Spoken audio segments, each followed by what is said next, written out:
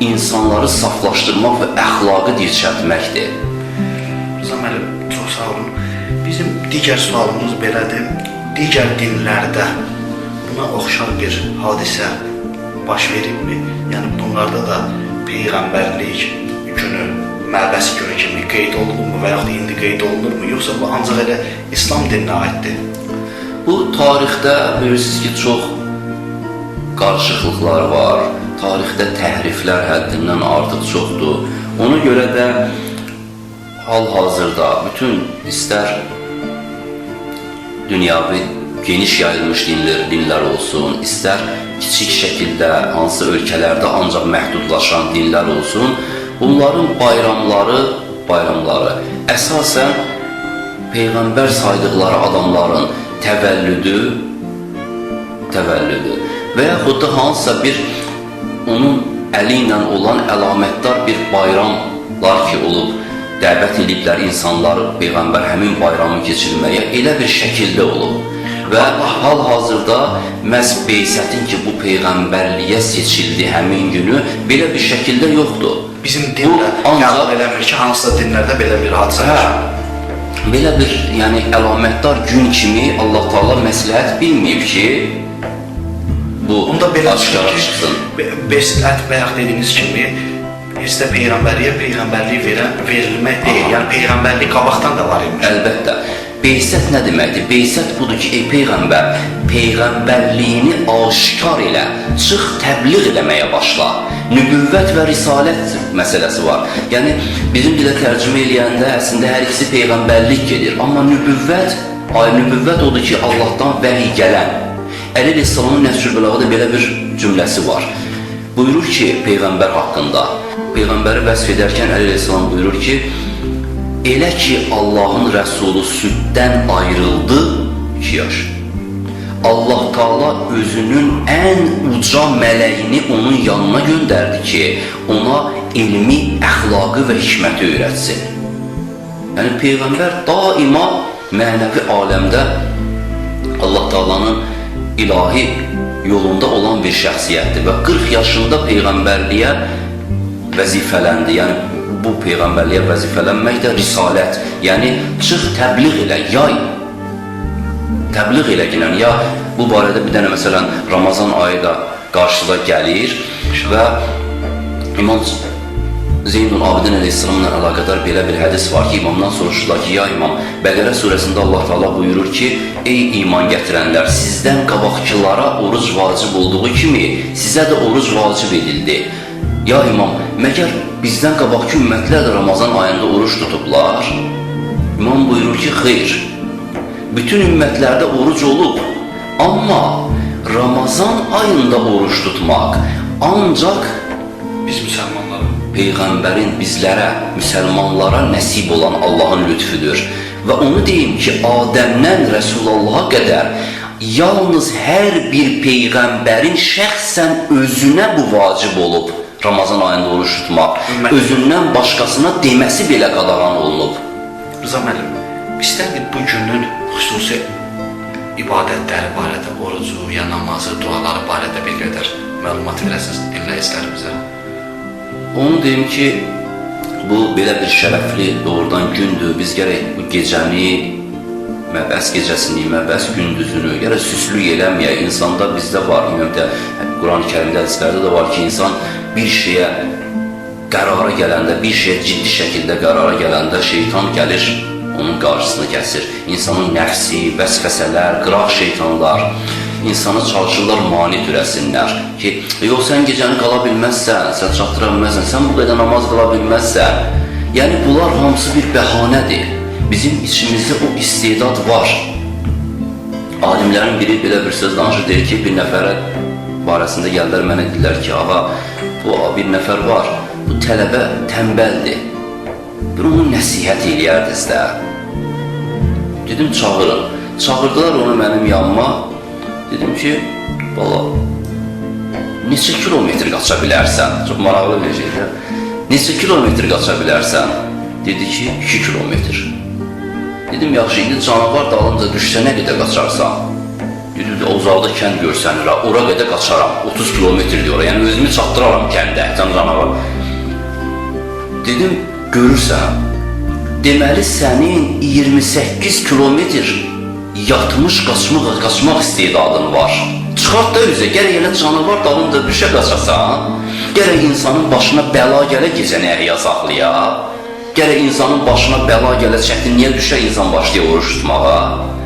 Yəni bu insanda var. Yəni belə bir doğrudan böyük bir bayramdır, Məbəs bayramı, həddindən artıq böyük bir bayramdır. Yəni Allah Taala'nın bu cəhətdən böyük bir bayramdır ki, Məbəs olmasaydı biz hardaydıq? Biz hansı zəlalətdəydik?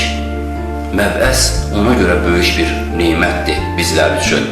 Və onu deyim ki, Quran-ı Kərimin Ələq surəsi Bismillahirrahmanirrahim İqra bismi rabbikəl-ləzi xələq xələqəl insana min alaq 5-ci ayəyə qədər Ələq surəsi və Bismillah da daxil olmaqla məhz mağarada, Hira mağarasında Peyğəmbərə nazil oldu bu ayələr və onun nəticəsində hətta İmam Cəfər Sadiq əleyhissalamdan Məhasin-i Bərqi kitabında 1-ci cild 41-ci səhifəsində belə bir hədis var. İmam buyurur ki, göydən elə bir kitab gəlməyib ki, onun əvvəli Bismillahirrahmanirrahim olmasın.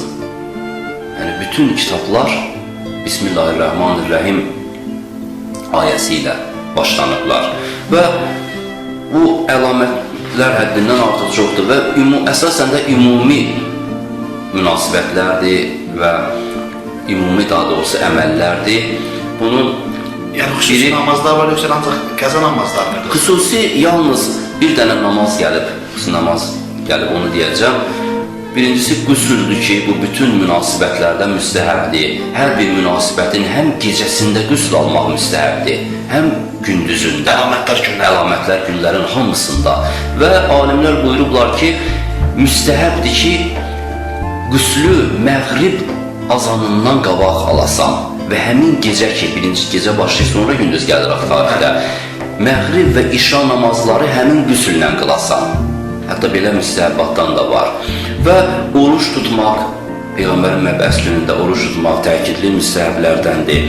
Üçüncü, çox təkidli müstəhəblərdən. Qəzası olan qəza orucu tutsun da. Təbiidir, qəzası olan adam qəza orucu tutacaq və bununla belə həm qəza orucundan, qəzalarından bir gün silinəcək, həm də müstəhəbbi orucun savabını aparacaq. Bu da var. 2 qat. Peyğəmbəri və İmam Əli əleyhissalamın ziyarətnaməsini oxumaq çox təkid olunur Məbəs günündə. Çoxlu salavat göndərmək. Əlbəttə bu salavat cürbəcür 100 salavat gəlib hədislərdə, saysız salavat gəlib. Amma onu bir dənə incəliyi qeyd edim, hamı da bilsin, həmişə yadda saxlamaq lazımdır ki, bu çox salavat zikr eləməkdən, bu tez-tez salavat zikr eləmək deyil. İnsan gərək salavatı qəlbən edə. İnsan bəzən 100 dəfə salavat çevirir, amma qəlbində bunun biri də keçmir qəlbindən. Ayətullah Bəhaəddini olub, çox dahi irfan ustadlarından olub.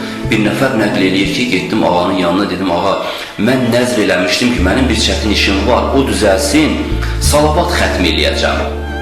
Yadımdan çıxıb özümü itirdiyimdən say deməmişəm, 1000 dəfə, 2000 dəfə, bu say deməmişəm. İndi mən neyim? Neçə dəfə salavat çevirim ki, arxain olum ki, nəzrimi yerinə yetirdim. Ağa başını qaldırdı, baxdı mənə, buyurdu ki, səmimi qəlbdən və hal ilə bir dəfə. Bir dəfə, yəni ürəkdən salavat çevirə bilsən, bu böyük bir dəyərdir. Əsas dilin vərdişi deyil. O cümlədən dualar etmək, dualar oxumaq, münacatlar, şükür namazı qılmaq ki, biz bu bayramın sayəsində biz müsəlmanıq. Bu bayram olmasaydı biz müsəlmançılıqdan xəbərimiz yox idi. Amma hədis kitablarında və tarix kitablarında bu günlə əlaqədar bir namaz zikr olunub, məhz bu günlə əlaqədar bir çox sənət kitabları bunu yazıblar. İmam Məhəmməd Təqi əleyhissalamdandır bu hədis ki, imam buyurur ki, 12 rəkət namaz qılın bu gecədə və yaxud gündüzdə. Müstəhəbbi namazlar birisi 2 rəkətdir. Qəzası olanlar qəzasını qılsalar daha yaxşı olur, amma nafiləni də qılmağa indi alimlər icazə verirlər ki, insan əgər qəzasında daimidirsə, yəni qəzasını yerinə yetirməklə məşğuldursa namazlarını, onda müstəhəbbi namazlardan da qıla bilər. 2 rəkət, 2 rəkət 6 dənə, yəni 6 namaz qılınır sübh namazı kimi, 2 rəkət. Fatihədən sonra imam buyurur ki, hansı surəni istəyirsən denə. Yəni qəti təyin olunmayıb ki, məhz bu surə oxumalı. Fatihədən sonra hər rəkətdə hansı surəni istədin oxu və namazı bitirəndən sonra aşağıdakı surələri 7 dəfə hərəsini oxumaq. Yəni Fatihə surəsi, Fələq, Nas surələri, İxlas surəsi, Kafirun surəsi, Qədr surəsi və bir də Ayətəl Kürsini. Hər iki rəkətli namazdan sonra yoxsa Yox, ümumiyyətlə 12 rəkəti tamamilə bitirdikdən sonra insan bu 7 bu surələrin hər birini 7 dəfə oxuması yaxşıdır. Bir də hansılar idi, xahiş edirəm. Fatihə, Fələq, Nas, İxlas, Kafirun, Qədr və Ayətəl Kürsi ki, bu surə deyil, bu ayədir. Və onu deyim ki, namazlar təbii ki, hamının imkanı, şəraiti yoxdur, 12 rəkət namaz qılsın və bunları desin. Müstəhəbbi namazlar elə bir şeydir, kim nə qədər bacarsa, o qədər qılsın. Yəni Peyğəmbərin Əbu Zərə gözəl bir nəsiyyəti var bununla əlaqədar.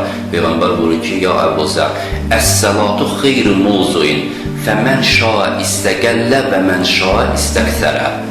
Ey Əbu Zər, namaz çox gözəl bir qanundur. Kim istəyir bunun sayını çoxalsın, kim istəyir azalsın. Yəni, bu əməllər həmçinin bəzi mənbələrdə qeyd olunur ki, müstəhəbdir ki, insan 2 rəkət namaz qılsın hədiyyə namazı niyyəti ilə.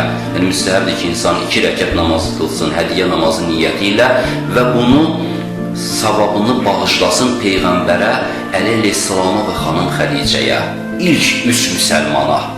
İlk müsəlman, bir arada dediyimiz kimi, Əli əleyhissalamdır və əhl-i sünnə mənbələrində 101 sənəd var. Əli əleyhissalamın birinci iman gətirən insan olması barəsində. Yəni, çox böyük bir şeydir bu. 101 sənəd, 10 sənəd Peyğəmbərdəndir.